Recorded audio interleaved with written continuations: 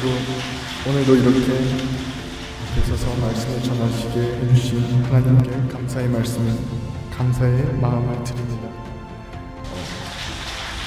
저기 SC교회 김 목사님과 저희 목소리가 많이 닮았다는 말씀들이 많은데 그 점에 대해서 깊게 감사드리는 바입니다. 오늘 말씀은 다니엘서 1장 1절에서 21절의 말씀입니다. 오늘 이렇게 다니엘서 1장 1절부터 21절의 말씀을 가지고 저는 여러분과 함께 식탁에서 시작되는 거룩이라는 제목으로 함께 은혜를 나누고자 합니다. 사랑하는 성도 여러분, 작년 예배를 드리고 있는 이곳에 계신 30, 40, 또 50대의 식탁은 삶의 방향키라고 할 수 있습니다. 우리가 지난 한 주 동안 회사 일정, 아이의 학원, 그리고 끝없는 모임 등등 바쁘다는 이유로 사라졌었고, 세상에 기록되어 있는 바벨론은 소리 없이 우리의 마음의 기준을 바꾸고 있습니다. 특별히 우리 임마누엘 은혜교회 성도님들께서는 예배의 경건과 기도의 경건, 그리고 삶의 경건이 장황하시지요. 특별히 이제 사회생활에 진입하시는 젊은 청년들과 또한 성도님들께서는 도전적인 경건의 한 분야가 오늘 등장합니다. 오늘 본문에 등장하는 인물은 다니엘이고, 또 우리가 잘 알고 있는 이 다니엘은 우리에게 식탁 위에서의 경건을 소개합니다.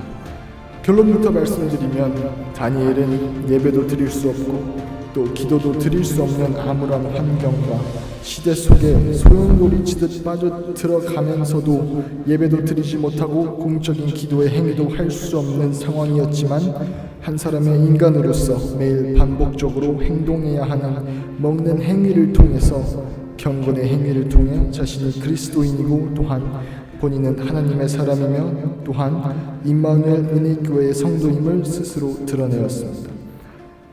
이 식탁의 경건이 잃어버릴 수밖에 없었던 예배 행위를 이루며 우리 안에 채워지던 경건의 능력과 소리내어 찬양하며 기도하며 울부짖었던 우리의 영적인 경건의 속 사람의 강건해짐의 정신을 이어갈 수 있는 힘이 되었다는 사실을 고백합니다. 오늘 다니엘서 이 말씀을 듣는 우리 모두 식탁에서의 거룩을 지키고 하나님의 은혜와 탁월함을 응답받기를 원합니다. 혹시라도 여기 계신 여러분들 중에 식탁 위에서의 대화가 부정적이고 또한 불신앙적이었다면 오늘 말씀을 듣고 난 후 변하여 믿음적이고 신앙적인 대화로 변화되기를 축복합니다. 다니엘은 우리가 다니엘서 1장 8절을 살펴보게 되면 다니엘은 뜻을 정하여 왕의 음식과 그가 마시는 포도주로 자기를 더럽히지 아니하리라 하고 라는 말씀이 있습니다. 여기서 우리는 다니엘은 먹고 마시는 것에 대해서 자신을 더럽히지 않겠다라고 뜻을 정했다는 것을 알 수 있습니다. 오늘의 핵심은 간단합니다. 거룩은 큰 행사가 아니라 매일매일 우리의 삶 속에서 우리의 식탁에서 시작된다는 것입니다. 다니엘서 1장 1절에서 7절 말씀 중에 바벨론은 정면으로 우상에게 절하라라고 하지 않습니다. 그는 우리에게 직접적으로 우상에게 절하라라고 하지 않지만 대신 한 잔쯤은 괜찮잖아, 혹은 애 키우려면 어쩔 수 없죠? 라는 유혹의 말들을 건넵니다. 그렇게 우리에서는 흐려지게 됩니다. 살다 보면 늘어나는 생활비를 감당하기 위해서, 아이들의 교육비를 감당하기 위해서, 혹은 가족의 저녁이 있는 삶을 풍성하게 만들기 위해서, 또는 우리는 넘지 말아야 할, 아니 건들지 말아야 하는 선악과에 손을 대고 있지는 않은지 생각해 봅니다. 우리가 알고 있는 에서와 야곱의 이야기에서 야곱과 에서는 내가 죽게 되었으니 장자권인에게 무슨 소용이 있느냐라고 식탁 위에 있어야 하는 경건을 깨뜨렸습니다. 모두 알다시피 당시만 하더라도 장자권이라고 하는 것은 사람에게서 나올 수 있는 것이 아니라 하나님께서 주시는 특권으로 모두 알고 있지 않으십니까? 또한 사무엘 선지자가 태어나기 전 그 집안에서 벌어진 말로 제사 후 분깃을 나누고 함께 식사하는 자리에서 사무엘의 두 번째 어머니 브닌나가 본인의 어머니인 한나의 아이 낳지 못함을 들추고 모멸하고 또 모욕하고 자신의 거만을 자랑했기 때문에 한나는 눈물과 괴롭힘을 통해 금식으로 들어가게 됩니다. 이처럼 식탁 위에서 정제되지 않은 말을 통해 거룩이 깨졌고 상처의 자리가 되는 모습을 볼 수 있습니다.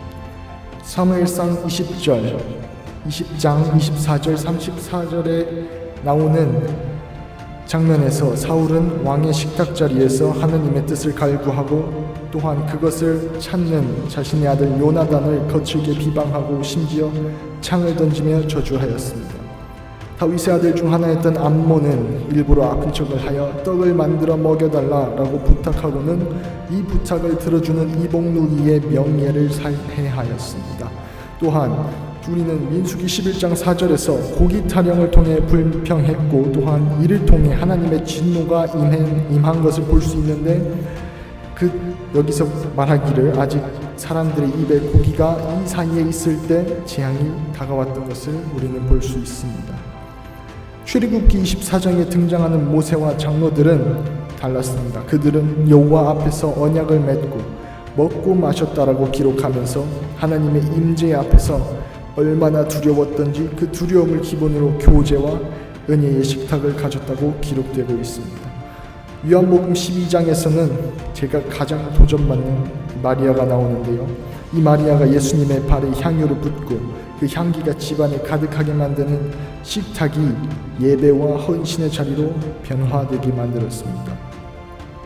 다니엘서 1장 8절 거기에는 뜻을 정하다라는 말이 나옵니다. 이 뜻을 정하다라는 말은 마음의 말뚝을 박다, 즉 기준을 본인의 마음에 미리 고정한다는 뜻입니다. 다니엘의 초점은 그의 기준은 음식 자체가 아닌 본인의 정체성을 흐리게 하는 혼합을 거부하는 데 있었습니다. 우리 장년층 30대, 40대, 50대가 선제적으로 박아야 할 비협상 리스트가 있습니다. 먼저 주일 예배를 지키기 위해서 집안의 대소사를 예배 중심으로 바꿔놓아야 합니다.